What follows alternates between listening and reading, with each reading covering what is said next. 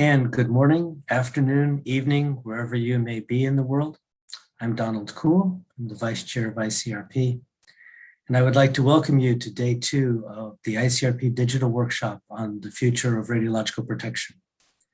This session is our 3rd live session, and we'll be looking at radiation protection concepts. I'm pleased to tell you that the workshop has been very well received. We've had more than 1,400 registrations. Yesterday, we had more than 500 attendees in session 1 and about 400 in session 2. There are nearly 50 on-demand presentations that are available, and I invite you to look at them and join the active conversations and start a conversation if one has not yet begun. Questions that were not addressed in yesterday's sessions or that we may not be able to get to during today's sessions will be added to the session chat, which means they will be accessible online when the recordings are put up. And discussions can continue and things can be added, questions can be answered until the 3rd of November.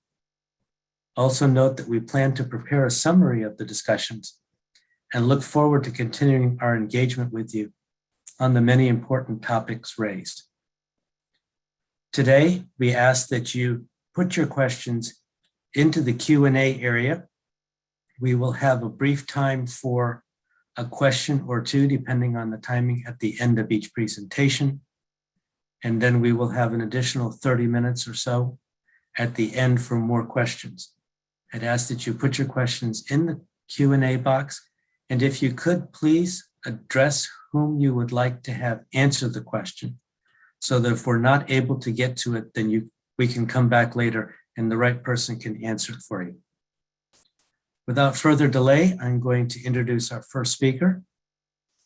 First speaker is Dr. Nicole Martinez. She's an associate professor of environmental engineering and earth sciences at Clemson University in the United States. Also speaking will be Dr. Frieder Zolzer, professor of environmental sciences at the University of South Bohemia in the Czech Republic. Both of them are members of ICRP Committee 4 and previously served on ICRP Task Group 94, which focused on the ethics of radiological protection. Nicole, the floor is yours. Thank you very much. And just to confirm, do my slides look okay? Yep. Great. Indeed. Great. Well, we are happy to be here. We're going to jump right in and talk about the ethical values of the system of radiological protection and what that might look like going forward and how those ethical values interrelate. So to start off, a brief review on what the ICRP currently says about ethics and values. Publication 138 lays out the core ethical values of the system of protection developed through several years of consensus building. Beneficence non-maleficence, or doing more good than harm, we see that has a strong tie to the principle of justification. We have prudence or practical wisdom or making reasonable decisions in the face of uncertainty. We see a strong tie here to the principle of optimization, or keeping exposures as low as reasonably achievable, taking into account societal, economic, environmental, and other factors as relevant to your situation. We have justice, which is equity and fairness, and we see a strong tie here to the principle of the application of dose limits and how we want to avoid any serious inequities in the dose distribution. And we also have dignity, or respect for individuals and their rights, recognizing that we all have inherent value. And this is really tied to how we implement the system, which can lead us then into our procedural ethical values. Accountability is being responsible for our actions, staying true to our word, following through on our obligations. Transparency refers to openness and honesty, and inclusiveness refers to engaging all those who may be interested or impacted by a situation. It's building relationships out of mutual trust and respect. And of course, these values, I highlighted some key links to the system of protection, but we can see elements of these in various aspects of the system of radiological protection. And with that, I'll turn it over to my colleague. Yeah, hello from me as well. Thank you to the organizers that they allow us to speak about our favorite topic. And we decided to do a bit of ping pong here. Nicole has introduced the ICRP 138, and I'm trying to put a bit of a counter counter model here, because if you are in medicine, you will notice that these ICRP 138 values are very similar to, but not entirely the same as the principles of biomedical ethics. That's a system of medical ethics which was proposed by Beecham and Childress in 1979 and has now, their book has now reached the 8th edition. And you see that their values are respect for autonomy, beneficence and non-maleficence, which they consider separate values or principles, and justice. So there is some overlap, but not entire overlap. And the task group 109, which is preparing a report for on ethics in radiological protection for medical diagnosis and treatment, will have to deal with these two systems, which people in medical radiology will be familiar with. Next slide shows another list of values. ICRP 138 was actually not the first to explicitly address ethics, but it was rather publication 91, which addressed ethics in the context of environmental radiological protection. And the values or principles that were proposed here to be in the forefront of consideration were sustainable development, conservation, preservation, environmental justice, maintenance of biodiversity, and human dignity. And already here you see that some of them are relevant for both people and the environment, and some are more for the environment, some are more for people. So the question is, if we have all these systems, do we have to remember all of these values at the same time?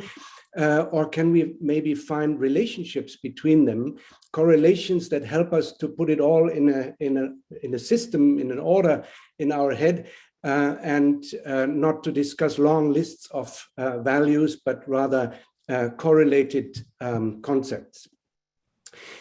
The group on medical diagnosis and treatment, task group 109, is trying to do that. In their current draft, you find this table, which on the left hand has the ICRP 138 core values and also the procedural values. And then on the right side has some additional interpretation, which the group felt would be more understandable, more easily understandable for people, more easily to relate to for people in medicine. So prudence, as Nicole has said, has to do with practical wisdom, has the whole concept of taking into account of economic and societal considerations. But one aspect of which can be discussed separately or in addition to the whole concept of prudence, is precaution. We want to become active even if we are not entirely sure of all the causal relationships that could be there. Then justice, which is very much about the distribution of profits and burdens, has been paired in that report or in the draft report with solidarity, because we also, or in particular, have to look after people that are vulnerable, after people that are underprivileged. So that's an additional consideration, but a related consideration to these considerations of a fair distribution. The medical ethics concept of respect for autonomy is clearly related to human dignity, because we want the patient to be a decision maker in his or her own case. So it has to do with their standing as human beings. With accountability and transparency, the group thought that maybe honesty is a concept that is more widespread or more commonly known in medicine. Personally, I don't quite see what the difference between transparency and honesty is, but that can be discussed and will be discussed. Certainly, honesty is related to the concept of accountability and transparency. And the last pair here is inclusiveness, including the patient in decision-making and empathy, because if you want to include the patient, then you have to know where he or she is coming from. You have to put yourself in their shoes. and see what their concerns may be. So this is the related concept here. And this set of 7 pairs, or maybe it could be reduced to 6 pairs, but this set of pairs of values will then be discussed in the report with respect to certain concrete situations in the clinics. That brings us to veterinary practice and what Task Group 110 is working on. This is a framework that we've been developing. You can see we cheated just a little bit by separating out beneficence and non-maleficence, which is generally taken as one value. But we thought that there were some nice links between animal welfare, accountability, and non-maleficence, or the avoidance of doing harm. And also empathy, as Frito described, and this reverence or respect for life and doing good. So animal welfare is obviously core to veterinary practice. And the other new one you see here is stewardship. So stewardship has probably an environmental context, but it's responsibility for things we have ownership of, or that we're accountable for. Very similar to accountability. That could be a pet, that could be livestock, that could be our research animals, that could be the land that we're on. So stewardship has that broad application and is strongly tied to sustainable development. Veterinary practice is similar to environmental, right? And that we have animals here, but it also includes the people, right? It includes the workers, it includes members of the public who of course are already included in the system of protection. But respect for autonomy here is more about the owners and handlers and less about the animals themselves. So we probably say don't have a whole lot of autonomy in this situation. So here we're trying to tie to medical aspects as well as environmental aspects, and in addition to recognizing some of the unique aspects of veterinary practice. So we return to the environment, which you will remember was addressed in ICRP 91. And some of the values can easily be correlated to the ones from ICRP 138. For instance, if you want to be good, beneficence, do good to the environment and not harm it, non-maleficence, then this is conservation. And in order to do that, you have to show empathy. Empathy is not only a concept that relates to humans, but the original idea of empathy was that you feel into the situation of whatever you are dealing with, maybe even a piece of art. So if you look that up, empathy is just putting yourselves in the shoes of whatever you are dealing with or whoever you are dealing with.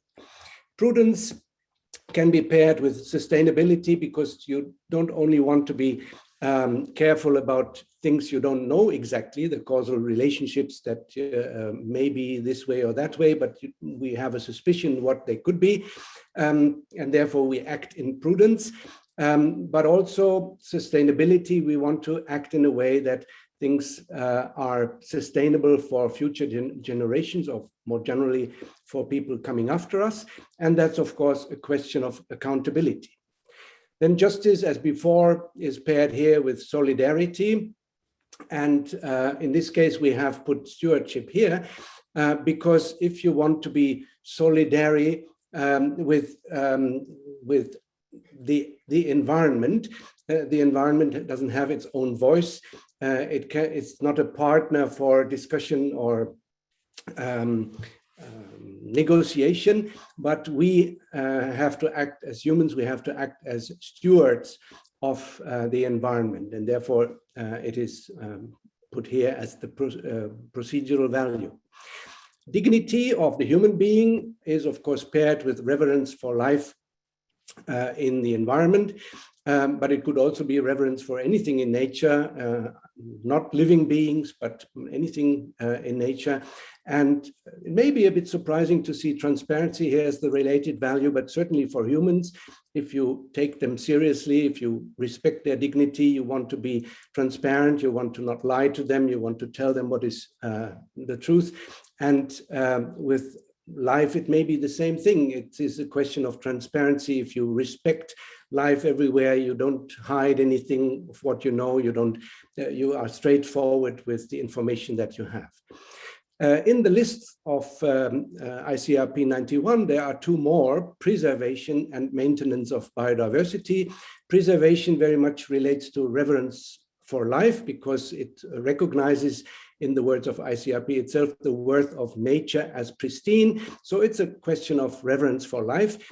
And maintenance of biodiversity, we thought, is very much part of conservation, because it is about maintaining the biological diversity among different species, habitats, and ecosystems. One more thought about the environment in the next slide. As with the animal, with the veterinary questions, we have a bit of a mix here between considerations for humans and considerations for nature itself. So preservation, maintenance of biodiversity is more about the integrity of nature. Environmental justice, a just distribution of burdens and profits is usually applied to the health of humans, or environmental health, and human dignity certainly is as well. Conservation and sustainability could relate to both. So we have a bit of a mix here, and we have to be clear what group or what side of the equation we are applying this value to. So you may notice that my colleague and I don't exactly agree on the dominant relationships between the values. We do agree on the values, and that's the important thing. And the reason we don't agree on the strongest relationship is because there are a lot of interrelationships between these values. And that's okay. The idea is to think through the core and procedural values, and that can provide insight into the specific values more relevant to your focus area. And I see we're coming in on the time, so I'm going to move forward a little bit quickly. But we have our core values. We can outline some values that might be relevant to our situation. And 2 examples, sustainable development is strongly tied to both that precautionary idea, that reasonable decisions and uncertainty, as well as being fair to future generations. Similarly, solidarity is respecting those around us, and is strongly tied to fairness as well. So is it the overlap of justice and dignity? And we can also tie procedural values in there. So in the mind map of when we came up with how these values are interrelated, this is what we came up with. You might see that a bit differently, and that's okay. So the bottom line is there will be different sets of values that come out in ICRP publications. They're not inconsistent with each other, but they reflect the needs of the different focus areas. Because consistency might be difficult to achieve exactly, it's going to be necessary to be clear about how these values tie into each other and how they relate back to the core and ethical values. Thank you very much for your attention. Thank you, Nicole and Frida. Very much appreciate that walkthrough on some of the ethics. It's a great deal to think about. We don't have any questions in the chat. I'm just going to make the observation that there are a lot of correlations.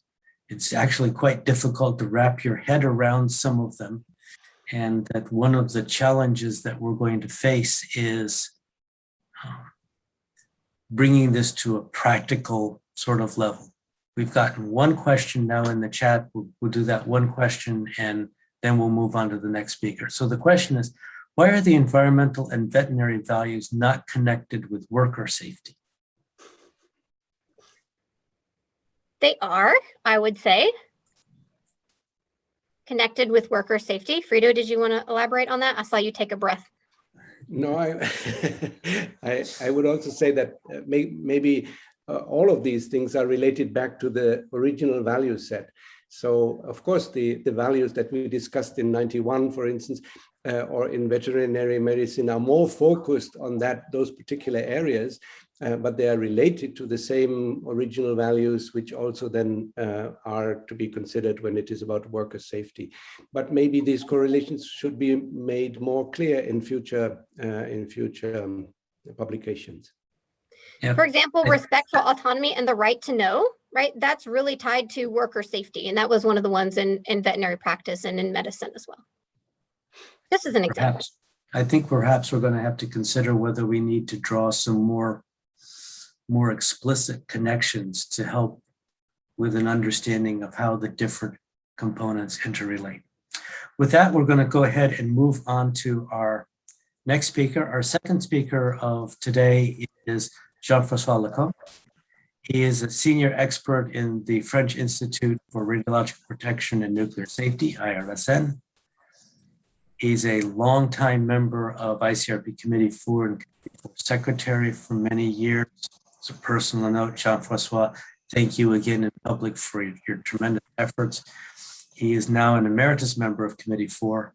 He's active in the French Society for Radiological Protection, SFRP, and he's going to be talking to us about some of the workshops that they've had on the concept of tolerability. Jean-François, the floor is yours. As I said, I will talk about the third SFRP IRPA workshop on the application of the concept of tolerability. As you know, the optimization principle called ALARA is a cornerstone of the radiological protection system. And the starting point was a discussion during IRPA 14 in Cape Town, and about the need for a greater visibility of the decision-making process to reach a reasonable level of protection. And after this discussion, the French Society of Radiation Protection, SFRP, took the initiative to organize some workshops. We organized 2 workshops related to the reasonable aspect, and a third one, more recently, focused on tolerable.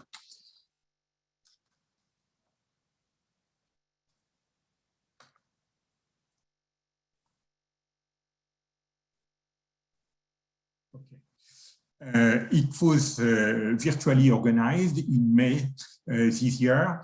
We had about 50 attendees from 15 countries. As I said, it was focused on the notion of tolerable. I mean, the upper level of the tolerable risk, which is the boundary of unacceptable in radiation protection. We also explored the relationship between reasonable and tolerable. This reflection was based on different case studies related to 3 sectors: radon, norm, and dismantling. And we worked with working groups. As you know, radon is an existing exposure situation. Norm also, according to ICRP, but authorities often apply the dose limit. And dismantling is normally a planned exposure situation. Also, some challenges are similar to contaminated site and then to existing exposure situation. You know this picture, which is figuring the so-called tolerable risk model coming from publication 60, the paragraph 115, and showing the tolerable risk. And above, there is unacceptable risk, and the boundary, as explained in ICRP 60, is the dose limit. And to achieve the possibility to have an acceptable residual risk, we need to implement the optimization. On the 3 topics, we have different case studies. About radon, we have 3 case studies. One of the Norwegian experience of a locality affected by high outdoor and indoor concentration. Another one about the Swiss strategy for prioritizing radon remediation in existing building. And the third one was a house in France built on mining residues. About norm, we have also 3 case studies. One was about the accumulation of norm in a petrochemical plant in Netherlands. Another one was a legacy of a fertilizer production plant in Spain. And the third one was the management of residues from coal-fired power plants in Spain. And about dismantling, we had the radium-contaminated building at Safety Lights of Superfund in USA.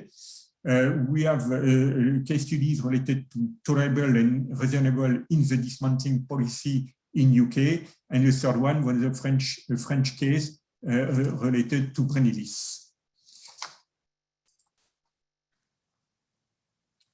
in order that the working groups could have a good reflection, we provided some question previously. The question was the following. What could be the boundary between tolerable and unacceptable? Is it the dose limit? Is it a reference level? Is it another criterion?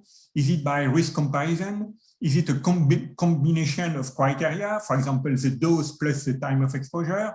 Are there other considerations than the risk? The second question was related to what is rational in the considered criteria? What about the consistency with the management of other hazards? Another question was who should set the criteria, how, when? Another was what if the situation is not tolerable, what process should be implemented? And if actions are implemented to improve the situation, what process of criteria should be used to determine that the situation became acceptable? On this basis, the discussion could start. About radon, it was very rich, and I tried to summarize. About radon, it was said that it is difficult to establish the boundary between tolerable and unacceptable. Is it the dose, the risk, the tolerance level? Even does it exist to have such a boundary? At least one number is not sufficient, perhaps some intervals. The concept of reference level is not appropriate to be the boundary because to exceed such type of level is not a failure. And then it is a case-by-case basis, probably using qualitative criteria such as the presence of children, the fact that the radon is anthropogenic, and so on. And the process is function of time, resources, benefit, and we have to take into account the prevention and the mitigation of radon exposure. About norm, almost the same picture. Radiological protection is generally not the central point in industries involving norm. There is a need to adopt a simple but holistic model, multi-hazard and multi-criteria. The boundary, it could be the dose limit, but this tool is not always adapted. Exceeding the reference level is not a failure, like for radon. And for some people, unacceptable means when they are not involved in the decision-making process. Probably we need some qualitative criterion. For example, the comparison between natural and artificial, the human dimension, and so on. Stakeholders are difficult to mobilize in such industries, and it is a matter of case by case, and we need flexibility. As far as dismantling is concerned, the boundary should be the dose limit. Okay, but not always. It is when for the radiological risk during the dismantling operation, but not really after. And probably there is a combination of criteria for multi-hazard, taking into account multi-hazard risk, multi-hazard. And then it is not just one criterion. We don't need to have to add conservatism for compliance, and we need to take into account the circumstances, and we need to have consistency between the management of different risks. The point of view of exposed people is crucial for tolerability. The issue of waste is also important because when we make a dismantling, we produce, we transport, and we dispose waste, and the way to do that could be part of the decision-making process in terms of tolerability. We need to have a holistic approach, taking into account not only the people's protection, but also the environmental impact. The stakeholders should be involved. It is an iterative process which needs flexibility in order to achieve a sustainable decision. Who sets the criteria? We have to take into account the recommendation from the international bodies, but the decision is the responsibility of the local authorities. The process should, some people said that there are similarities with the safety demonstration. There is a link between tolerability and justification. The tolerability is not only individual, but it is also a matter of the society as a whole. And we need some compromises in terms of protection and in terms of cost. As a conclusion, the first conclusion, the concept of tolerable, as you can see, is difficult to grasp, in particular for existing exposure situation. What is the boundary of unacceptable when the dose limit do not apply? Does it exist? Is it a number? Difficult to answer this question. It depends probably on several factors, including qualitative ones. The first one is the level of the risk, okay, which need to be situated on a scale, but it is not necessarily the same for all situations. There is no magic number figuring a level of risk which is unacceptable in all cases. Tolerable has complementarities with reasonable, but the attendees said that we need some differences. They should not be confused. And why? Because the existence of an area of flexibility between acceptable and unacceptable is very useful. It is not like the ISO approach. And to finish, it is important to take into account all the hazards involved and to properly made multi-criteria balance between the advantages and the disadvantages of the situation. It is a holistic approach. The time dimension play also an important role. Often we have time to act, and it is a particularity of such situation, but the situation must be sustainable for a long time. And time is important in that way too. We need an in-depth dialogue with stakeholders, even if it is sometimes difficult. And at the end, a decision must be taken and the responsibilities of everyone must be established. And to finish, as a perspective, it is planned to write an article in the journal Radio Protection from SFRP. And we also said that some more sectors should be explored, notably medical and environment. You can see the picture of the group. And I would like to thank you very much for your attention. Thank you, Jean-Francois. A very interesting discussion and summary of those workshops. We do have a couple questions in the chat. We'll take a first one, which asks, how do we balance human health and animal and environmental impacts? Understanding that in many cases, the benefits to each may be aligned, but focusing on those cases where they may not be aligned. It is a difficult question. Because when we talk about environment, generally it is more, I would say, the health as such than specific species. With radon or with norm, and even with dismantling, what is at stake with dismantling, it is discharges. And these discharges are not able to put in danger a species or another, but it is not a proper way to make pollution, and that is at stake. With radon,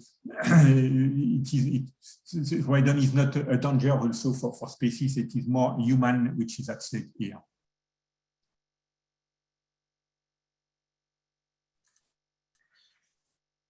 Okay, a second brief question, and then we're going to move on.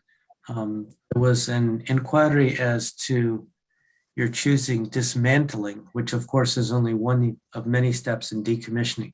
Was the assessment of the workshop specifically only on dismantling part of the discussion? I mean, I am not sure I understood the sense of the question. To choose the dismantling? Yeah, the questioner was asking why you chose to do an assessment specifically on dismantling, because dismantling is usually only one part of the larger process of decommissioning. Okay, I understand. We consider it is an important issue because, okay, it is part of the practice before, but in fact, it is an operation as such and raising many questions. It is coming at the end of the life of the installation, and the questions are not really related to the operation before, but related to what will be the future of the site, what will be the future of the materials, and et cetera, et cetera. And as such, we considered it was an important issue to assess. Thank you. Okay, we're going to move on to our third speaker. Okay, thank you. Coates has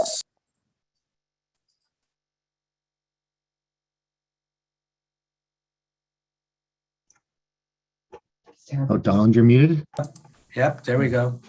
Sorry about that. So we're going to move on. Our third speaker is Roger Coates. He has many years of experience in radiation protection and also significantly involved in nuclear safety management. He worked for over 30 years at British Nuclear Fuels, BNFL, and he has for the last 12 years been a member of the ERPA Executive Committee, with that completing just this year when he completed his term as the president of ERPA. Roger, the floor is yours for your recorded presentation. Hello. I'd like to take this opportunity to present to you on the need to review low-dose decision-making in radiation protection. And there's a pretty broad context here. I'm not going to talk just about the system of protection itself, but it's also how we as radiation protection professionals and regulators, how we implement the system.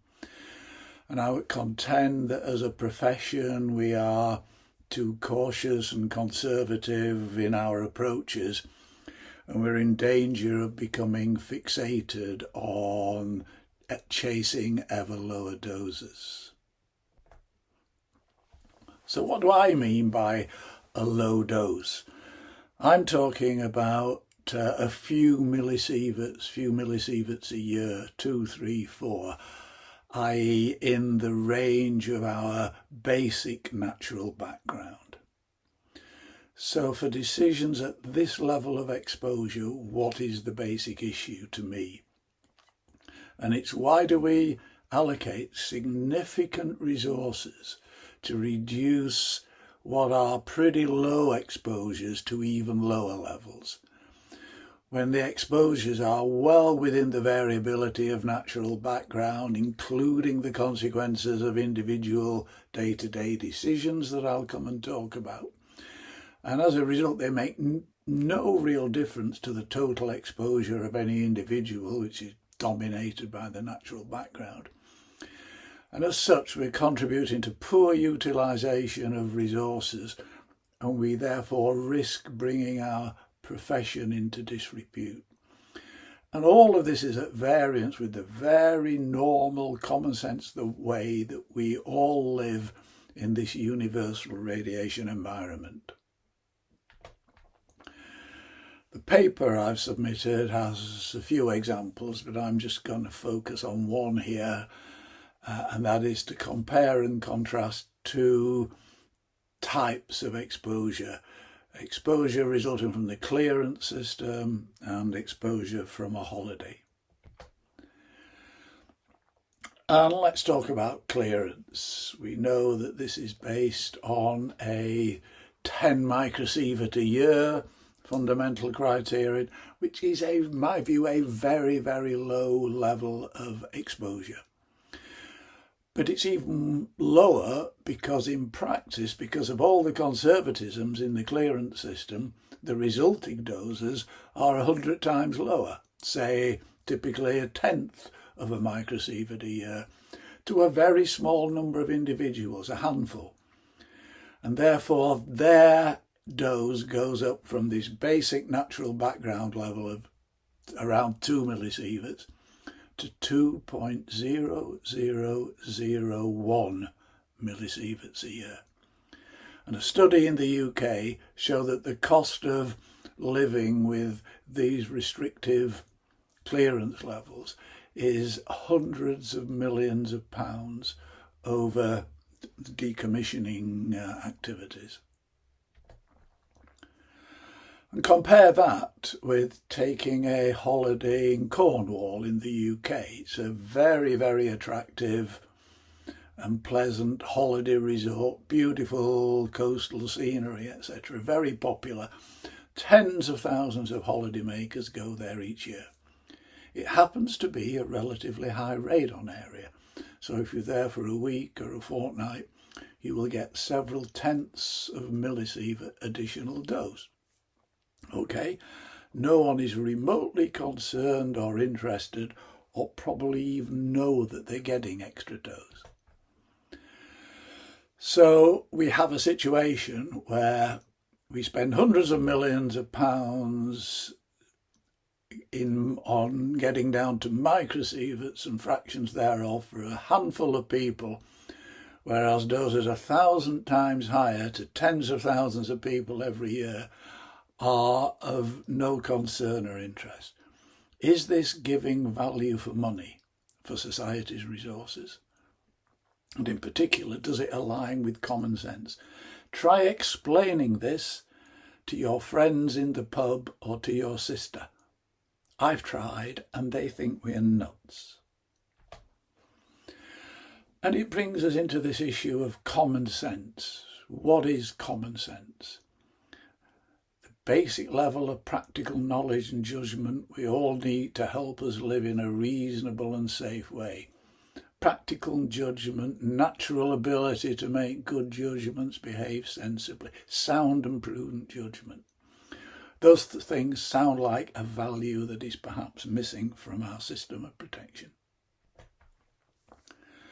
So what should we do about it? Let's look at this context of natural background exposure. We know every person in the world receives at least 2 millisieverts a year. That's the basic minimum. And yes, we know many people receive higher doses. And every other exposure that we receive is in addition to this. We can't get lower than 2 millisieverts a year.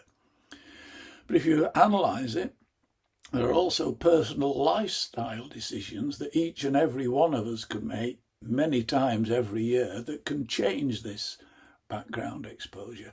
Whether to move to a house in the next village with a different level of natural background, where to go on holiday, for example, Cornwall. We know about the doses from flying, and we know that some foods have more radioactivity than others. If you add up all of these individual decisions that we all make every day, they could impact our dose from natural background by a good fraction of a millisievert a year. And these decisions are made daily. No concern or interest, and usually actually with no knowledge of radiation risk. And okay, but let's look a little more closely. Natural background exposure at this basic level is classed as existing exposure and is usually regarded as uncontrollable. And I agree with that in the main, but if you look at these delta exposures from many, many individual choice decisions, they are in principle controllable. In the UK, we have property safety laws. If you're letting out holiday accommodation, running a hotel, you have to have annual safety inspections on your electricity systems and gas installations. You could have radon inspections. You could be required to provide risk information, as on cigarette packets in the UK, and you could therefore have radiation warnings on airline tickets. And of course, food safety laws that pretty well every country has could be used to restrict higher dose foods. And okay, I would agree with most of us, I'm sure, that it would actually be disproportionate to control these exposures. But the point I'm making is that they are controllable, right? They are controllable. And it's that our system of protection has positively decided to allow them, and they're therefore deemed acceptable. But they are controllable. And that brings us back again to this notion of common sense. Why is it acceptable to automatically allow these exposures to large numbers of people at significant fractions of a millisievert, while requiring some exposures to a very small number of persons to be reduced to microsievert levels and lower? It's impossible to explain to peers. It places unnecessary burdens on society, and it has therefore the potential to call our profession into disrepute. So how do we make decisions at low dose? How should we? Well, what do we know about the risk at these levels? All we really know is that if there is a risk, it's a very, very small risk. Yes, LNT in principle provides a prudent basis for our system of protection, but in applying it at these levels, it needs a sense of proportionality in how much prudence we have at these low doses. And it must not be the only input into, or a significant input into decision making. We have to develop a wider, more pragmatic framework which acknowledges the uncertainties in radiation risk, recognises the wider framework that we all live in a very common sense way in this wider radiation world. And it's a challenging proposition, I agree. It links to tolerability of risk and public perception. The classic tolerability of risk approach relies on comparisons to other widely accepted risks, traffic accidents, lightning strikes, etc.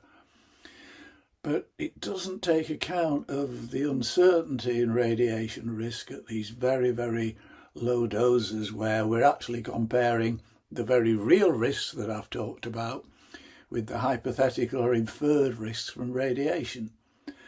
Yes, we have to have prudence, but we have to be balanced in how we approach prudence. And the classical approach to tolerability ignores the wider picture where we all live in this universal natural background in a very common sense way.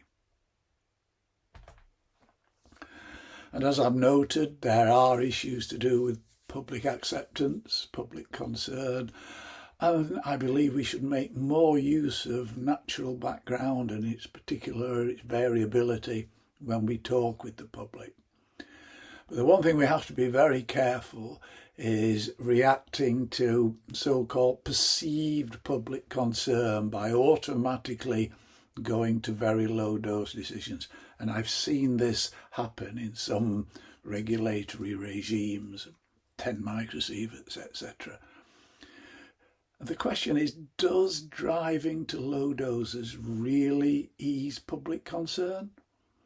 Because I believe it makes them think, if it needs to be that low, this man-made radiation must be really dangerous. And hence, instead of addressing concern, it's feeding radiation phobia. So the system of protection itself and how we implement it should not try to anticipate perceived public concern by simply reinforcing low-dose explanations. Conclusions. How to build a better, stronger and more relatable approach. We should give greater emphasis to natural background exposure and its variability, both in general decision making and in public interactions. Should review the basis for assessing tolerability of risk by also taking account of broader inputs such as the context of natural background.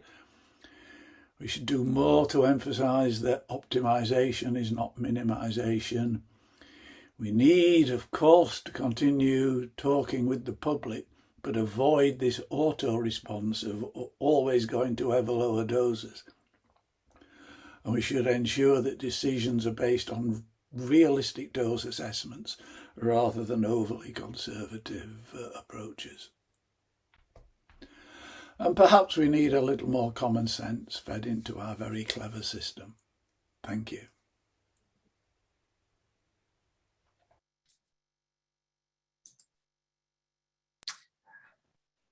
Thank you, Roger. Very good and very thought-provoking discussion, which I think connects us, as several people have mentioned in the Q&A already, the connection between the thoughts that you've put forward and the thoughts which Jean-Francois put forward a little bit ago on tolerability and how we move this forward.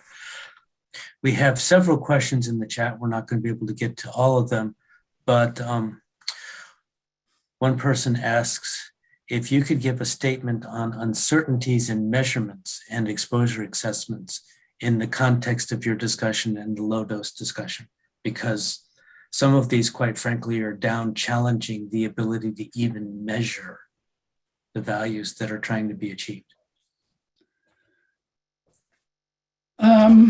It's a difficult one for me to answer, I think.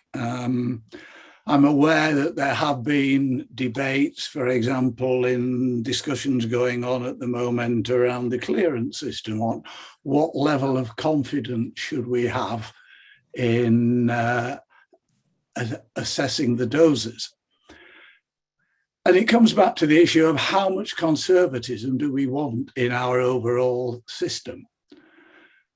And I would argue that as the doses get lower and lower and lower and lower, we need less and less conservatism. So there isn't an absolute answer on the necessary measurement precision, but it has to link somehow to getting a reasonable balance. We should be more prudent at higher levels of exposure and appropriately prudent at a lesser degree when the exposure levels are very, very low. Okay, thank you. Given the time, I think we're going to go ahead to our next speaker, because in fact, you've just built a very good bridge, I think, to our next presentation, which is going to be by Sylvain Andrès, who is a senior researcher for the French Nuclear Evaluation Protection Center, CEPN, working on an evaluation and application of the optimization principle for different exposure situations and providing lectures for universities and schools. He's a member of the French Society for Radiological Protection. He's the coordinator of the European ALARA Network and the chair of the ERPA Young Generation Network. Sylvain, I turn to you to continue the discussion on ALARA and a graded approach. My name is Sylvain Andrès, and I'm very pleased to give you a synthesis of a brainstorming and a survey on the application of the graded approach for the workplaces by 2 European ALARA networks, and then discuss some topics that could be of interest in current ICRP reflections. So the concept of the graded approach, it was commonly found in standards and guidelines, also in some ICRP publications, but with various definitions. In Europe, the graded approach has been transposed in the national laws from the Euratom Directive in 2018. So in this context, the European ALARA Network and the European Radiation Protection Authority Network decided to investigate on the graded approach, sometimes seen as an unidentified radiation protection object, and see how it is understood and implemented. So the brainstorming and the survey in 2020 collected 20 examples of graded approach for different exposure situations or practices under the directive terminology. To give you some flavor, here are 3 examples that were collected. I will not detail this now, but as you can see, the broad idea of the graded approach, that is to say to proportionate with the risks the requirements to manage an activity, can be interpreted in many ways. In fact, no two similar graded approaches were collected in the survey, confirming that this is really shaped on a case-by-case and not harmonized a priori. So despite this extended family of graded approach, a global scheme has been drafted from the analysis of the cases. So here's the scheme, how to read it. So the focus is given by the authority or the regulator to a practice or an existing exposure situation.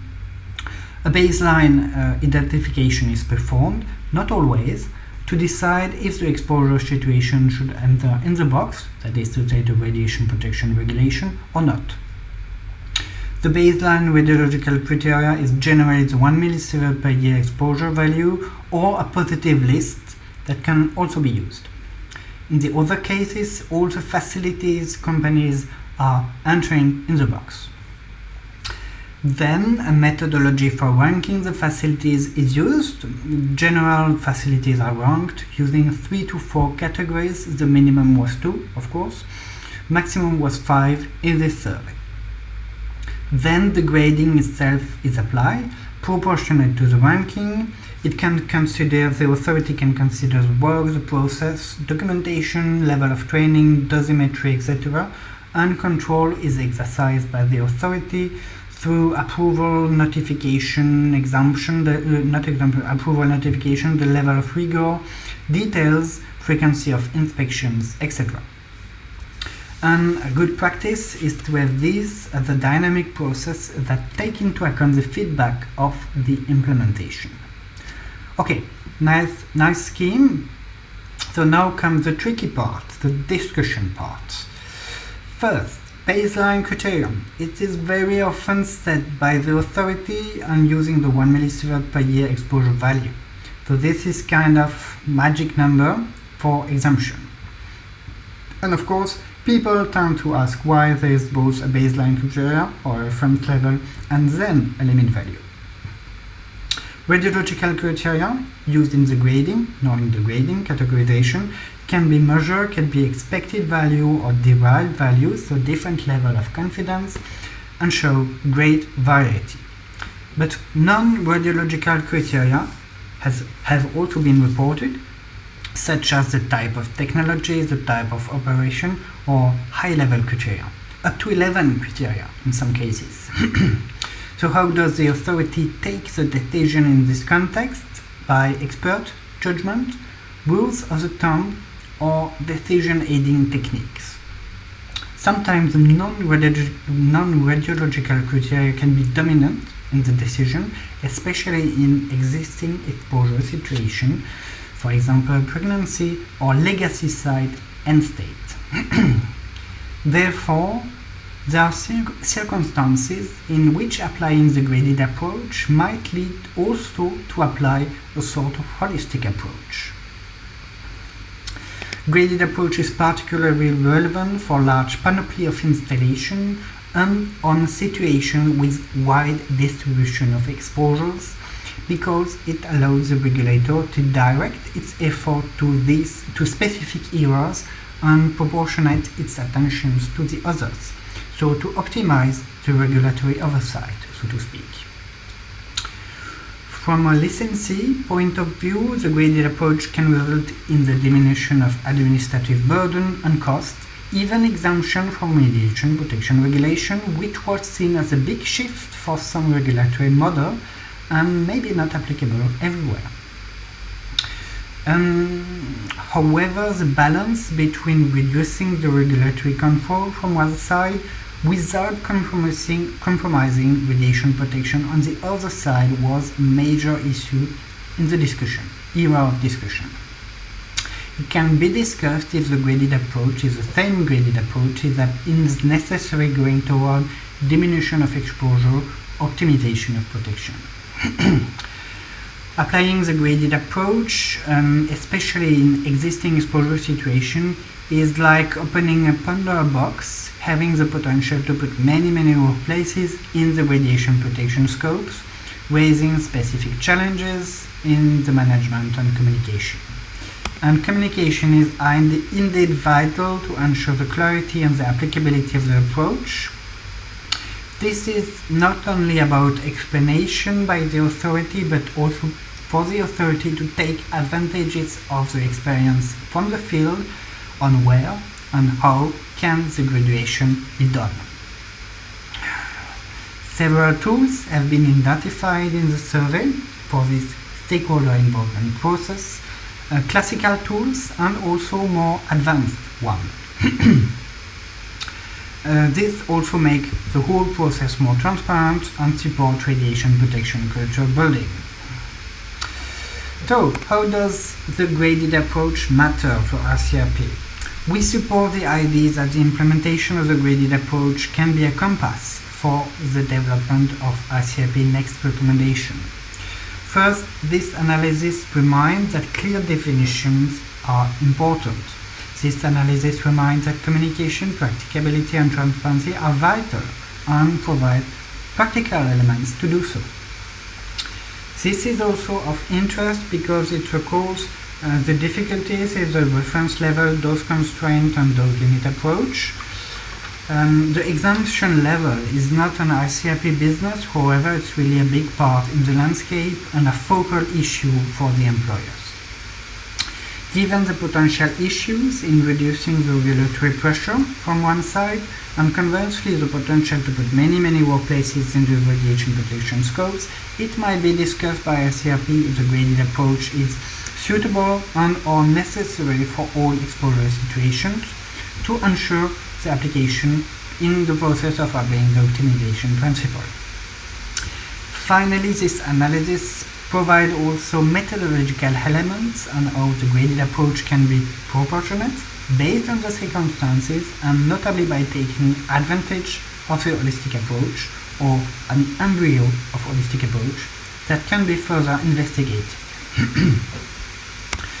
So to wrap this presentation up on the graded approach, we present the wide application and interpretation of the concept of graded approach at the workplace in Europe, sometimes with limited adherence to the theory in the directive. We presented a plausible basis for a graded approach, that was the scheme. Graded approach is utterly one tool in achieving reasonableness in radiation protection. We provide some good practices and put on the table some reflection, example on the RCRP procedural ethical values in practice, the focus that is given on values, magic values and exemption values. We discuss about the balance in the scope of the graded approach and also the holistic approach. So finally, it is noticeable in the survey that the gradation was mainly applied to the radiation protection requirements, but experience shows that the management of ionizing radiation should not be a standalone and will benefit for being integrated in the overall health and safety requirements at work. Therefore, supporting to shape a graded, eventually holistic and integrated approach. That is maybe another unidentified radiation protection object. So I really thank you for your attention. Thank you very much.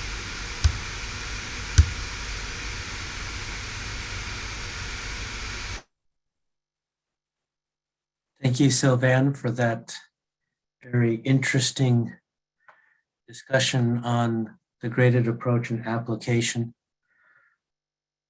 I don't see any new questions that have come in specifically on that, but I have one for you, which would be, it's very easy to say there should be a graded approach, and everyone goes, well, of course there should be a graded approach, but that is almost a blah, blah, some words in the air. How do you translate that to a practical set of things that a regulator, like I was myself for many years, can put into place so that there can be some consistency with the doses and risks that are being seen in a particular circumstance and the controls that are being put in place?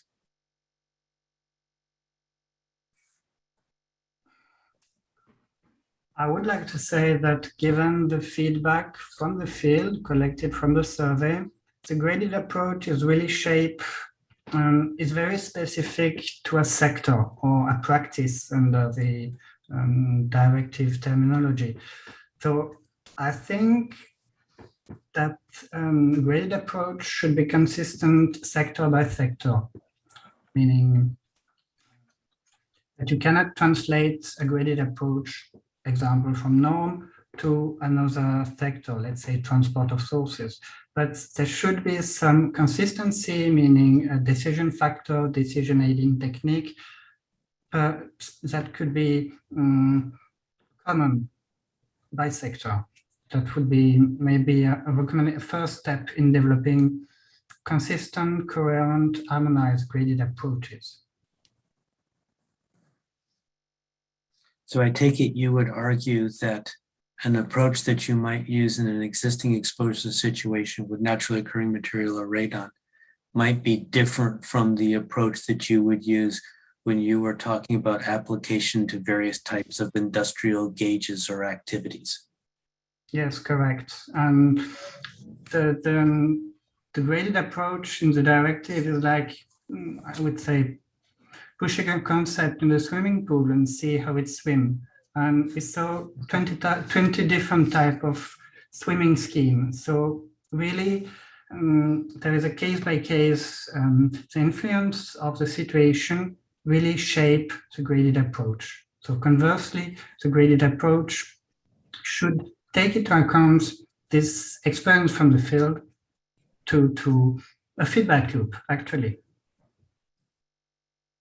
Okay, thank you. We're going to go ahead and proceed to our final presentation. There are a number of questions that sort of cross-cut all of the presentations we've had so far, and we will come back to some of those as we go to our discussion. Our fifth and final speaker for this morning's session is Dr. Abel Gonzalez from Argentina. He has served for many years in national and international radiological protection. Among the many roles he's had is membership in ICRP's Committee 4 and in the main commission. He served for many years as a director within the IAEA, and he continues to be active in a variety of areas, including the Argentine delegation for the NEA Committee on Radiation Protection and Public Health, and in the Argentine delegation to UNSCARE. A personal note, I have to admit that I first met Abel back in 1984 when I joined my first ICRP task group meeting in Vienna. And I've had the pleasure of working with him in many different things over the years. Abel, the floor is yours.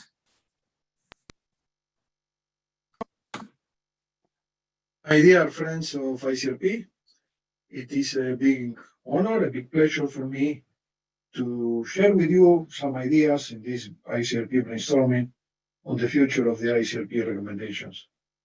I will go to a presentation that I have prepared for you, and I have called this Prospects on the ICRP Paradigm for the Protection Against Ionizing Radiation. Okay, let's start first with a warning introduction, let me call it in that way. The paradigm recommended by ICRP is found in uncompromising ethical doctrines. It's based on solid science.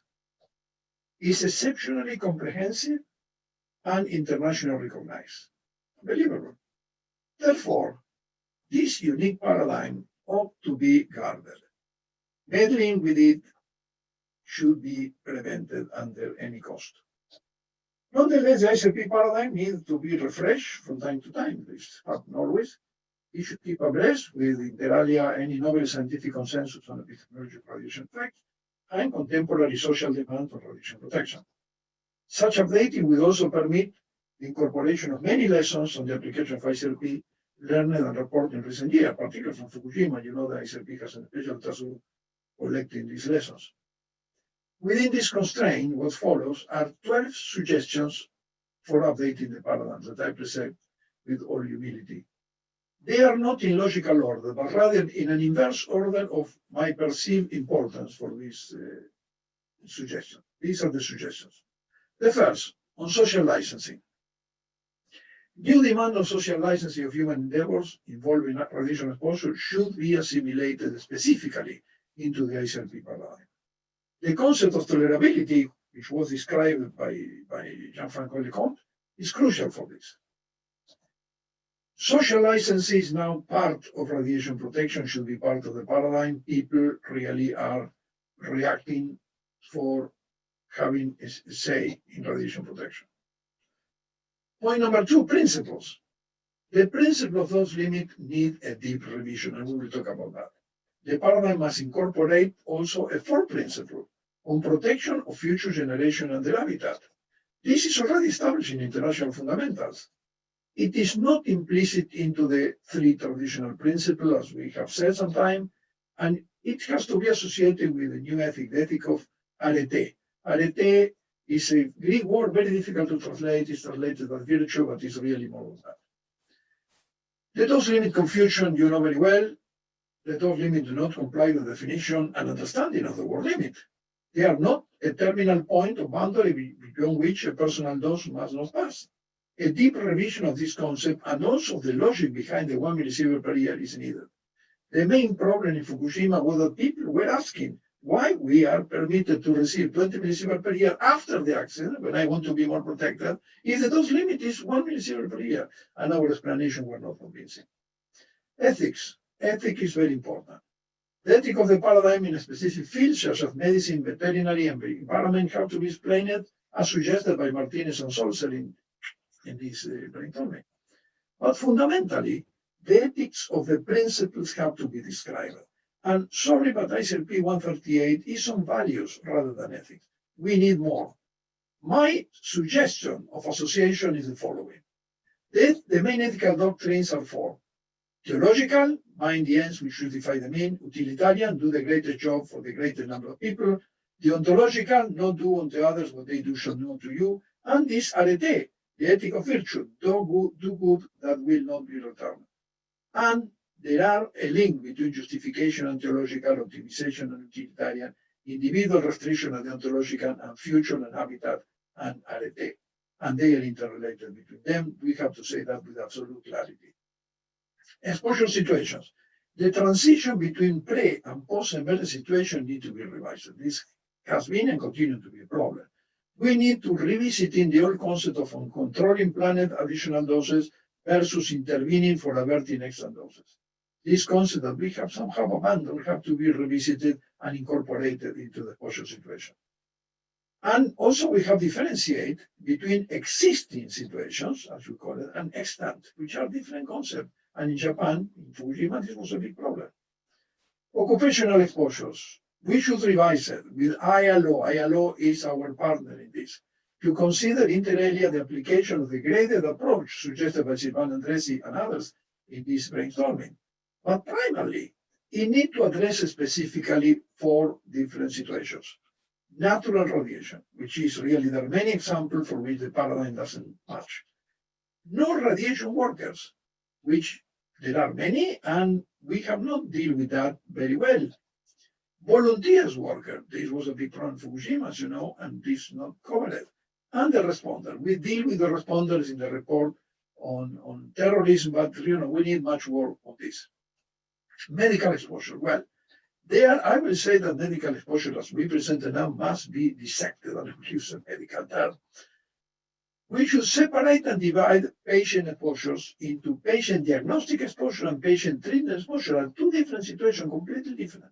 And in the treatment, we need to include the adventitious exposure problem and the protection against secondary malignancies, which I'm scared is a study in this moment. You know that is a serious issue. And we should separate into independent categories. They are not medical exposure of comforters and exposure of volunteers in medical research are 2 different things. We, on the radiotherapy, we presented the report in the IRPA 15 on consideration of regulatory actions on protection of radiotherapy, particularly the monitoring of unwanted radiation exposure in radiotherapy, which could give some ideas for the new recommendations. And for the other 2, this NAN is really not suffering medical exposure. It's a comforter for which we have not built an ad hoc paradigm, really. And the volunteers, a very serious issue now with the COVID, etc. we need a paradigm for this. These are not medical exposure, really. Quantities. Well, you know that there are new recommendations of ICLU ICLP, which have been incorporated, shall be to be incorporated to the paradigm, including a better distinction between intensive quantities, like those, extensive quantity as collected dose, which have been very confusing in the past, but may be needed.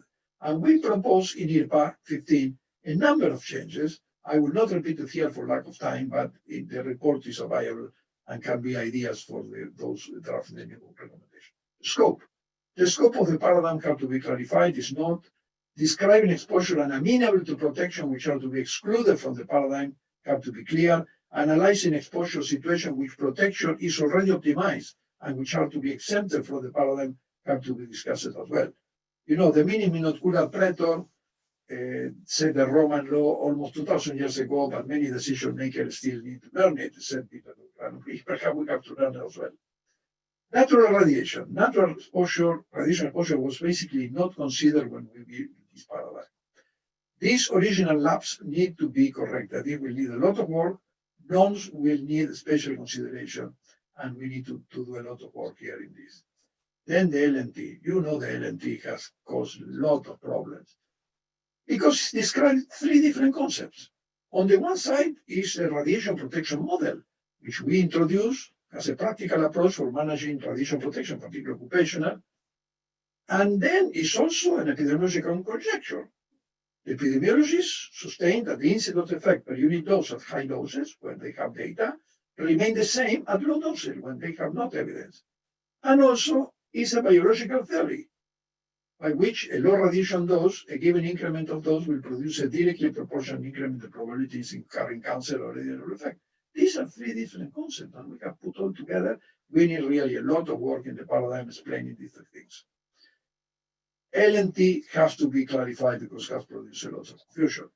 11, contamination. Really a very bad word, has produced many problems. Fear of contamination has caused ecological harm and economic havoc on land, on residues, and on consumer goods. The time is right for ICLP paradigm to deal with this issue with clarity.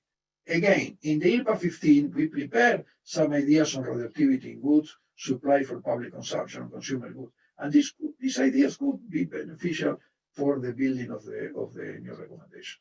And finally, epistemology. Roger Koch has warned on the need to review low-dose decision-making radiation protection. Really a serious problem in the last years. With that purpose in mind, I would suggest that the revised paradigm must recognize the epistemological constraint of his scientific basis. And for that, unscared have to be taken into account. The report on attribution of radiation effect and influence of radiation risk will be very illuminated. This, as you know, is the simplistic figure that UNEP has taken from unscared, describing probability of effects and doses. But clearly these figures identify that in high doses you have clinically observable effects on individuals, in the medium statistically observable effect in populations, and in the low doses, as we know, we have a biological plausible situation. Therefore, it's a clear distinction made by unscared between effects which are clinically observable, statistically observable, and biologically plausible. Well, this allows to divide this graph in two different regions. A region for which the effects are proved, and a region where there are conjectures of risk. Conjecture is a nice word that we use in science, but conjecture is not a proof. A moderate and high dose, the effects are proved, but at low dose, there are conjectures of risk. And unscared call that in the high doses you can attribute effect, in low doses you can infer risk. Inference of attribution are two different concepts. But moreover, as you know, we can make a second division here, because in the high doses, what you have are individual diagnoses, in the medium doses, collective statistical estimate, and in the low doses, extrapolable conjectures. If we work this very well in the paradigm, I believe that we can solve the very big and serious problem presented by Roger Koch. My epilogue is very simple. In sum, hopefully the suggestion in this paper will be helpful for the ICLP when developing his future recommendations. Thank you very much. You have my data there, and I am to your orders for any of this information, and it was a very big pleasure for me to be with you. Thank you.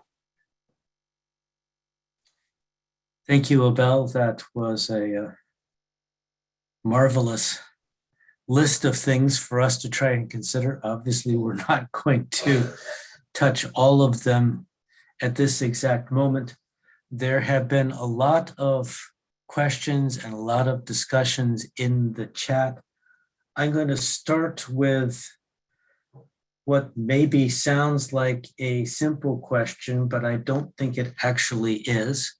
And I'm not sure there's a particular person to address this to, but what is the link between, and I'm going to put these in quotes, acceptable, tolerable, and safety, or using the word safe? Well, my reaction would be that we should be very careful not to be trapped by the words. We have been using here words like transparency. Well, for me, transparency is the property of crystals, And then they say, well, but transparency is honesty. Well, transparency and honesty are two different things.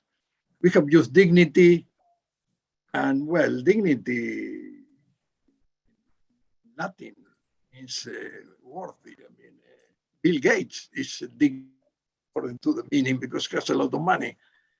And the fellow who is in the shanty town apparently is not dignity, has no dignity. Therefore, we have to be careful with the words. And tolerability and this type of words are at the end, they mean whatever you want that they mean. And we have to go to facts, really, and a good recognition that will solve a lot of problems.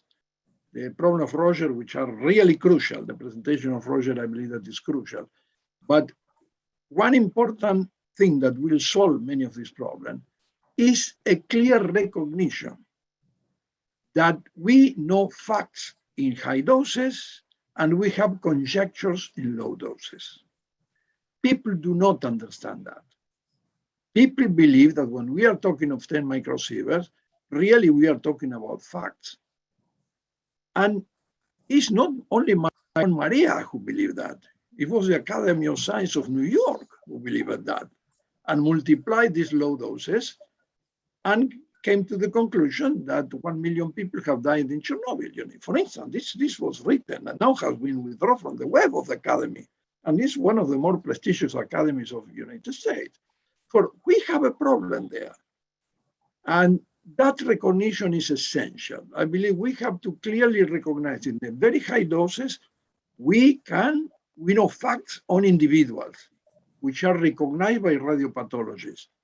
In the medium doses, we know about cohorts, increase in cohorts, which can be recognized by epidemiologists. And in low doses, we have conjectures. Conjectures, and following that conjectures, we take decisions according to the belief in our conjectures. But this separation is very important if we want to go ahead. It's a scientific separation more than a separation among words. That is my feeling.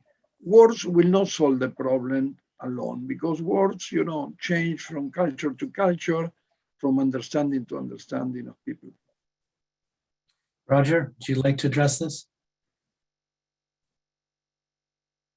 Yes, I think it's clear that the concepts of sort of tolerability and acceptable, when we debate them, we're trying to find something which is generally applicable, generally accepted, that we can use, to help clarify the basis of our system.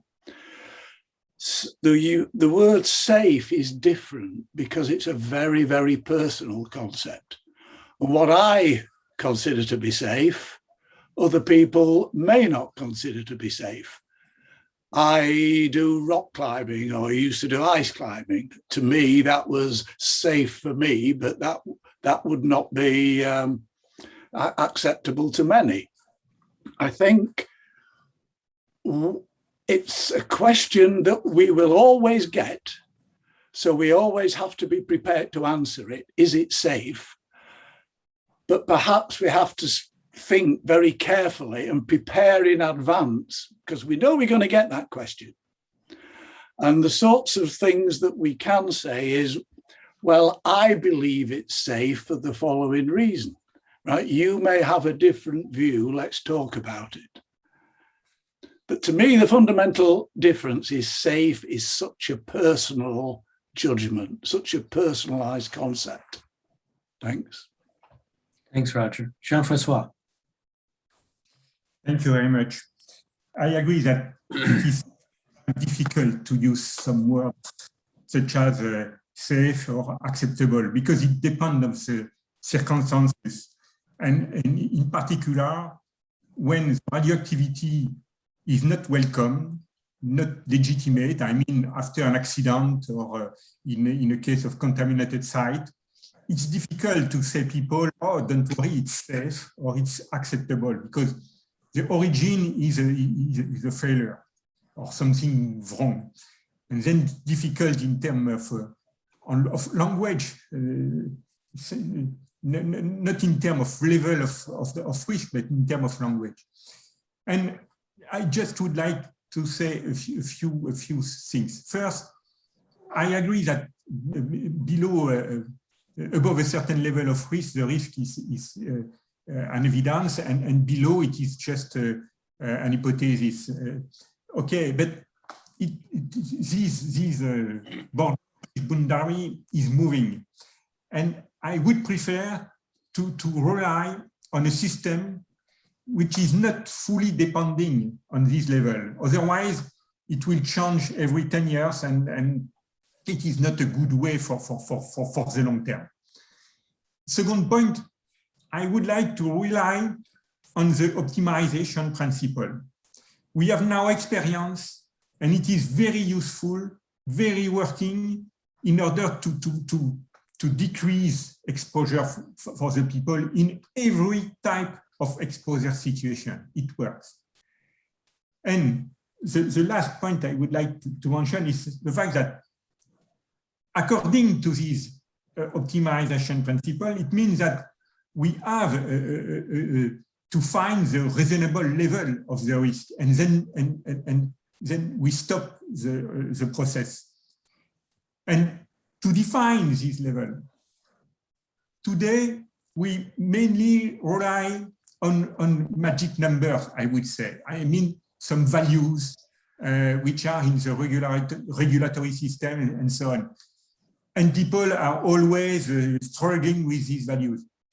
Okay, we could have some values put in a scale in order to set the scene. But I think that for the future, and especially for the public exposure, we should make more emphasis on the ethical values, because it could be common language. When we say we are prudent, when we say we make justice, we make equity, when we say we respect your choice, your dignity, etc., it could be understandable by the people, and it could help them to consider that the situation is becoming acceptable. Thank you. Okay, we're going to go to Frido, and then we're going to go to another question so that we can move to some other topics. Frido. Yeah, of course, I agree that some of the terms that we use, especially the ethics terms, are not 100% clear cut, and we can have a discussion of what exactly they mean in which circumstance. I just wanted to point out that the approach that ICRP 138 took was identifying the values that ICRP has relied on over the over the almost century that it has been in existence, identify these values and see at which stage, for which decision, for which recommendation of ICRP they have been of particular importance. And another aspect of this was that we wanted to to find values that would be acceptable around the world, because these ethical theories that have been mentioned by Abel Gonzalez, of course they are valuable, they are interesting, but they stem from Western philosophy, and they are not necessarily acceptable for people around the world in different cultural contexts. But ICRP 138 has made an effort to show that these values that we identified in the ICRP documents are indeed values that are acceptable around the world and that can be bought into by people from different cultural backgrounds. One more thing, of course, it is very important to keep in mind that these values are not absolute. None of these values is absolute. And we can probably not expect in any situation all the values to apply in the same, to the same degree. It is always a matter of balancing. That is also the idea of biomedical ethics of Beecham and Childress. This approach has been called principlism. So ethical principles have been identified that at first sight, they seem to apply, but we come to certain situations where we have to give preference to one or the other of these principles. So it is a discussion. And I totally agree that prudence may sometimes be may have been overdrawn, and we have forgotten about other things. And that discussion, nobody can take from us. We have to lead this discussion. And it's this discussion of balancing in every situation, the different aspects, the different values that we would like to follow and that seem to be acceptable to people around the world. Not only radiation specialists, but people around the world. May I, Donald? Thank you, Frida. Abel, very briefly, yes. Yeah, well, I fully agree that we have to escape from wars. I have to add to what Roger said, that he probably doesn't realize that safe do not exist in other languages, because this root has not penetrated other languages. They translate safe as secure. First, the four words are very dangerous. I agree with Jean that we should escape from magic numbers. 1 millisievert is the summum of magic, because you have to know from where 1 millisievert is coming. I mean, this is a very interesting history. It's really why 1 and not 0.9 or 1.1. We have to escape from that.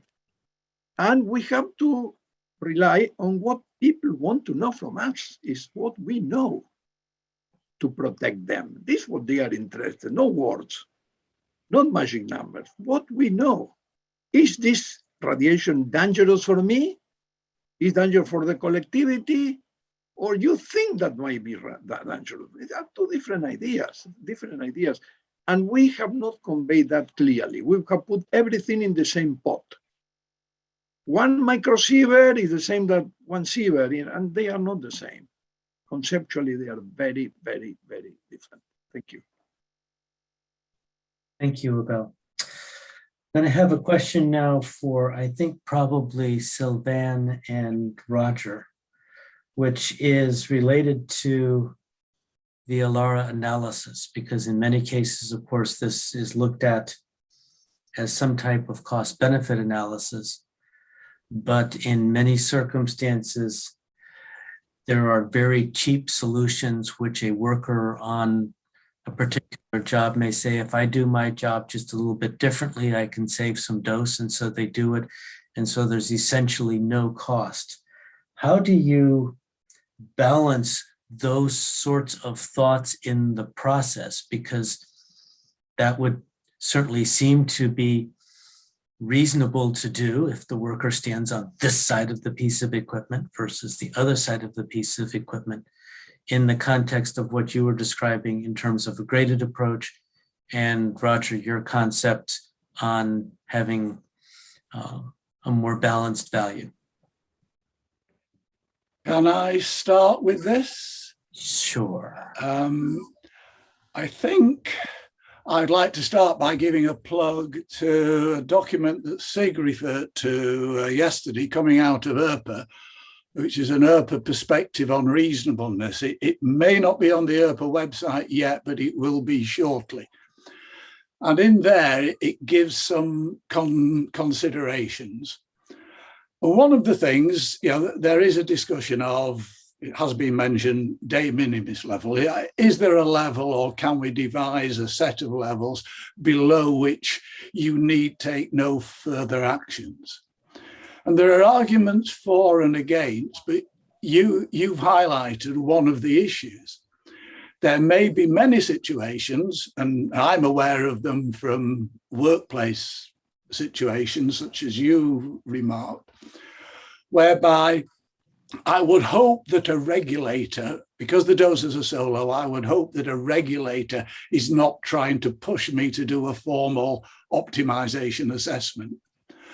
But there are things that you can still do out of what I would call workplace safety culture, which are common sense actions of no significant cost, but they make a difference, and they can make a difference in dose, and they can make a difference to the mindset of the individuals. And it comes back to a cultural thing. And they should be done, right? Almost irrespective of the level of dose.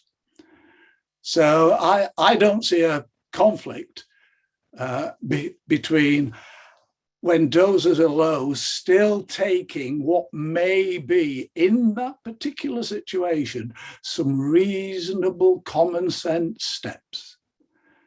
Right? What I dislike is having impose, you have to go to these low levels, or when the doses are low, somebody coming along and say, I demand to see a formal optimization. Okay, that's a view from me. Thank you, Roger. Sylvain? Yep. I can adopt a more technical engineering point of view by reminding that ICRP put forward in some publication the so-called alpha value, or the reference value of the man-sievert, to decide whether or not protection action should be implemented given its cost versus the net benefits in dose save. I can talk about that. Some utilities use it practically, others do not. I saw also in the chat that this question about the cost, the comparison of cost money only on dose is in the air. There are also these ethical aspects that should be taken into account, and I will say again that this maybe depends also, that something that could be put in mind is the exposure of the workers, because we are mainly talking about workplace. The exposure of the workers, the current exposure, and also the potential exposure. That's maybe two dimensions. The magnitude and also the likelihood of the exposure, that could shape a bit more the ALARA approach. Even if a worker is not receiving right now a very high exposure, it could, in case, receive much more exposure, and that should be taken into account by adding multiple layers of protection. And maybe one last thing I would like to add about the fact that maybe Roger mentioned about this is optimized because, from the employer's point of view, this is optimized because I hope that an inspector will not say, do another optimization. I would like to say that, remind maybe that optimization is an iterative process, even if the employer has set up protection action in a few years, maybe you should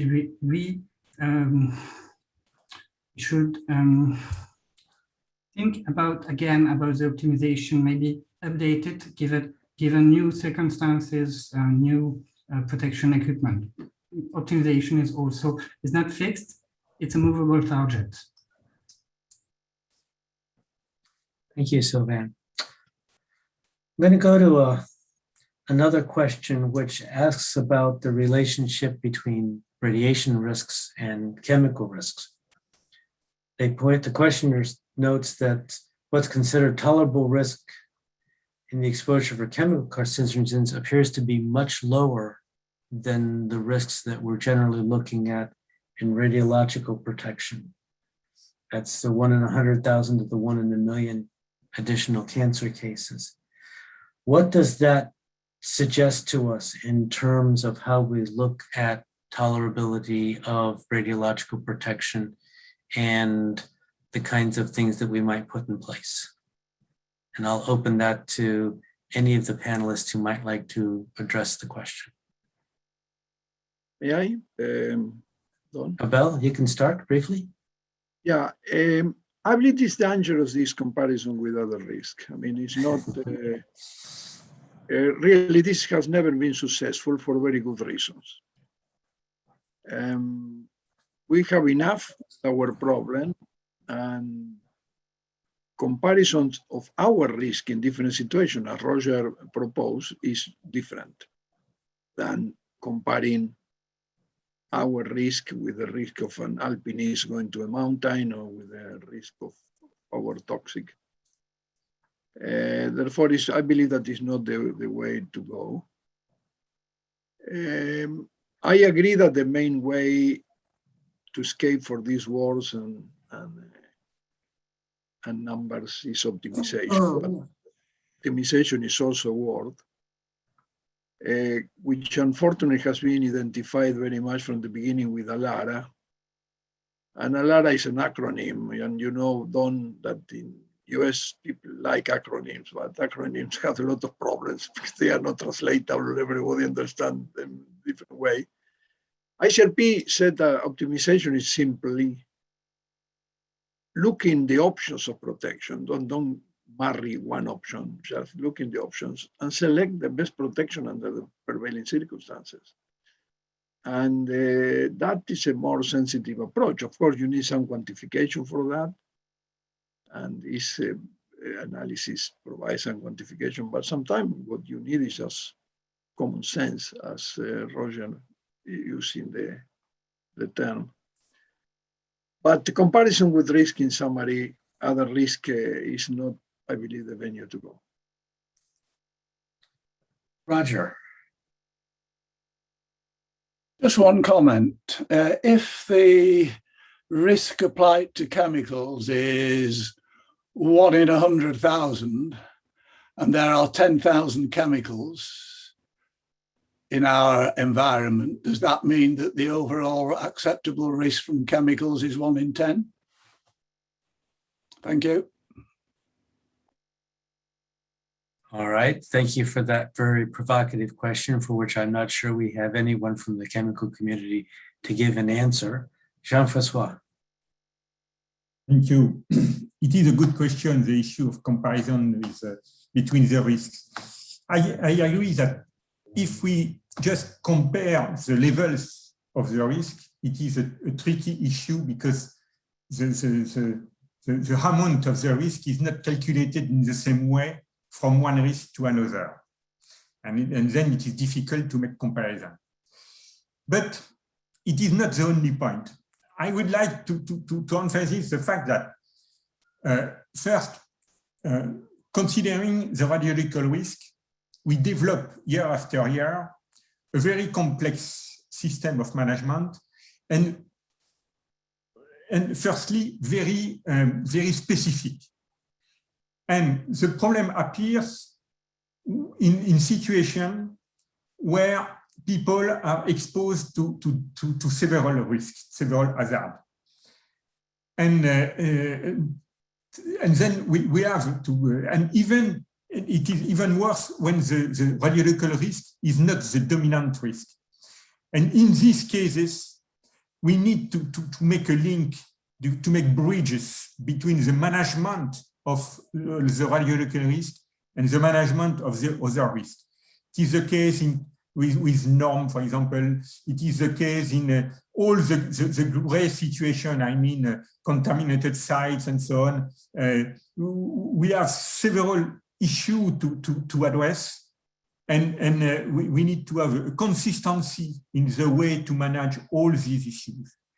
And we didn't make that before. As far as radiological risk is concerned, we have our own system, and it is a very specific system. And we have, I repeat, we have to make bridges. Thank you. May I, Don? I believe that the question of Roger is very important. We should not keep it without discussing it. I believe, Roger, that very much depends on what we define risk. I presume that we are all talking about risk as a probability, as a likelihood. And the problem that we have is that these probabilities can be of two types, and this is a big contribution of Bansker 2012. There are a frequentistic probability which are based on real frequencies, measured frequencies. And this is what's happening in radiation at high doses. These are the data of increased incidence that has been measured in situations. And then there are the subjective probability, when you don't have this data and you make a subjective judgment. And these two probabilities are comparable mathematically, but they are epistemologically very different. The people working in toxics, they work with frequentistic probabilities, the real probabilities, meaning probabilities based on real cases, on numbers. And the problem that we have is that we have decided to work with subjective probabilities in low doses, for which we do not have numbers, and we will never have numbers. That is important, never, but unless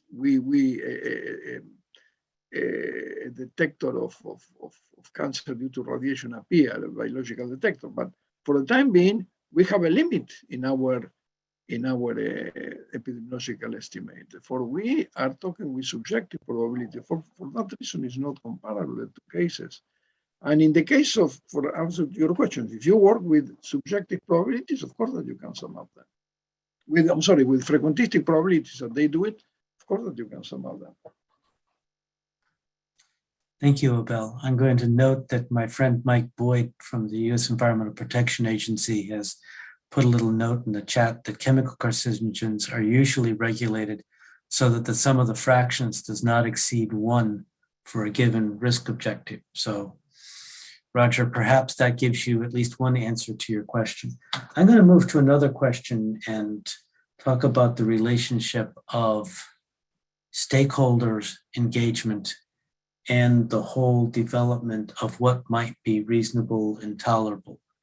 A number of people have asked various questions that are similar to this.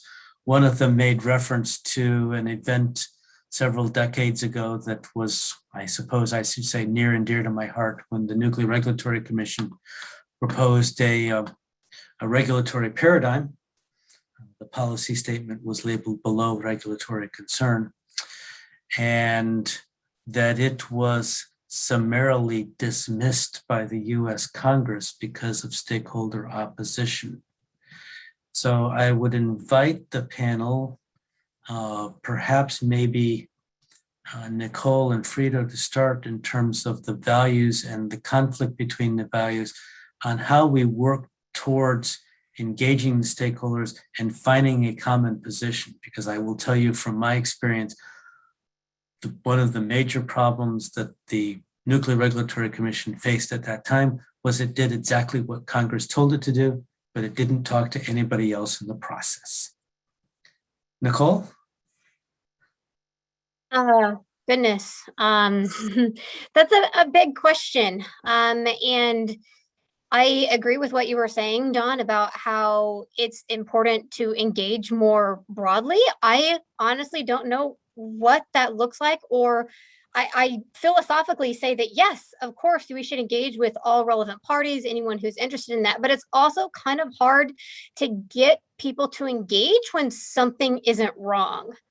And so I think that it can be challenging to get feedback or broad feedback as opposed to particular groups that's like their main focus. I think that also discussions with Congress, and then if you could get Congress or the representatives to talk to their constituents to help out with that, I think that could be useful as well. Nicole? Can I add Donald, something? may I say something? I'm going to let Frida go first. Okay. Frida. I just wanted to say sorry, Roger, but I find the concept of common sense very difficult, because common sense is not as common around the world as we might assume. When it is about these values that ICRP 138 proposed, yes, the values themselves, we thought in the group that they are universal values, but the balance between them might look different in East Asia or in Africa or in the United States or in the Czech Republic, for that matter, because somebody may be able to tolerate a little bit of more inequity in the doses and rather be prudent by accepting that, and somebody says that, oh no, this prudence is overdrawn here, and I'm really more in favor of having as much equity as possible. So I'm just saying, I'm not saying who is right and who is wrong. I'm just saying that this balance between the different values may look different in different parts of the world, or for different groups, even within one country. So it needs discussion with the affected people, with the stakeholders. Otherwise, we cannot make these decisions about the right balance from our ICRP table, I think,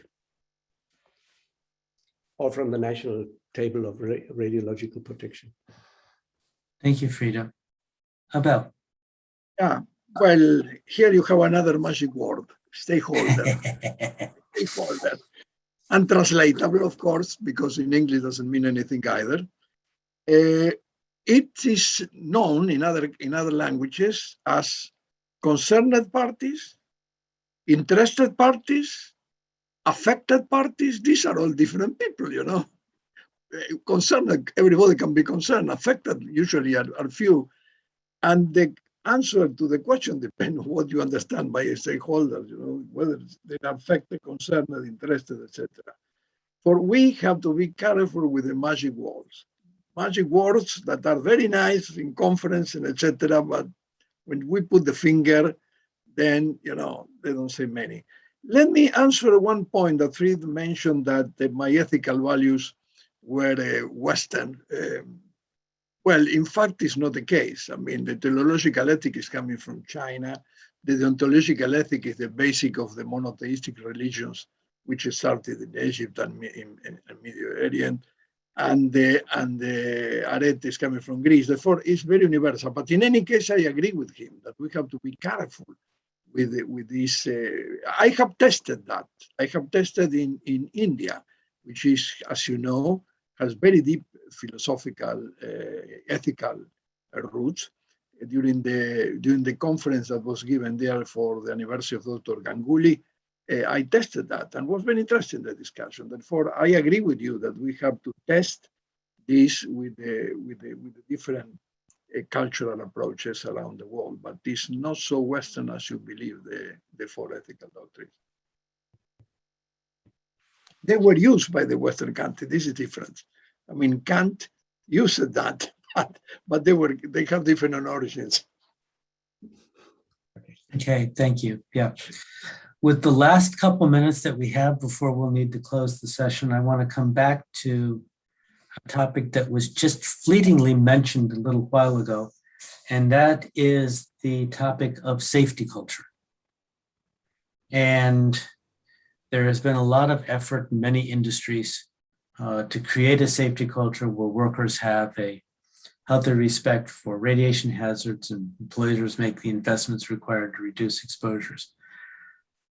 How can we, and should we, build that concept into the radiological protection paradigm as we move forward?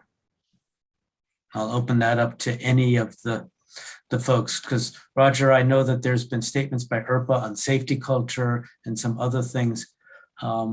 What might you think about that? And I'll let you go, and then Abel.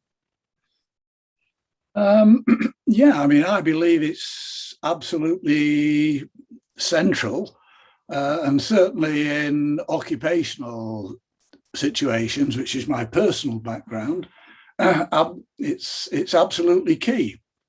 And the IRPA perspective document I referred to earlier has a section on this.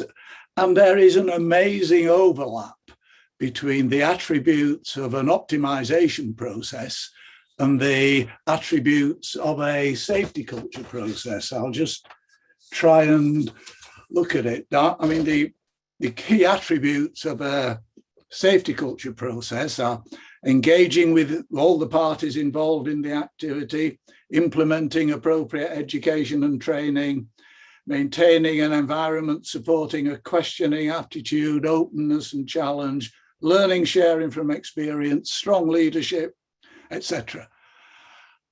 And those are the fundamental attributes both of a safety culture and of radiation protection optimization. So the two just are totally aligned. And I think there's also a growing experience of, in situations in the more public domain, where a longer term engagement process, such as is happening in the area around Fukushima, that there's a need, and in some radon situations, for example, where you can take many steps to develop what seems to be becoming called a societal radiation culture. So Thank you, Roger. the things are totally aligned, absolutely aligned, as far as I'm concerned. Thank you, Roger. We are out of time. Abel, I'll give you 10 seconds. Well, first, try to understand what safety culture means, because safety is a noun and you cannot use it as an adjective. It's a culture of safety, culture for safety, culture against safety. This was discussed in the agency. We need a preposition. The preposition is for, and it's necessary to understand exactly what we mean before we continue to talk about a wrong grammatical expression, safety culture. Thank you. Thank you.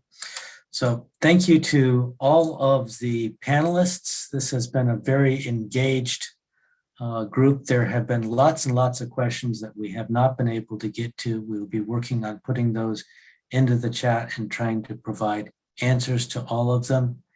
My thanks to everyone who has been listening to this session. I invite you to go and look at the other recordings. This will be available. This session will be available within a day or so. I invite you now to take a brief break. Session 4 will commence in 1/2 hour. Thank you very much, ladies and gentlemen. We will see you shortly. Bye-bye. Thank you.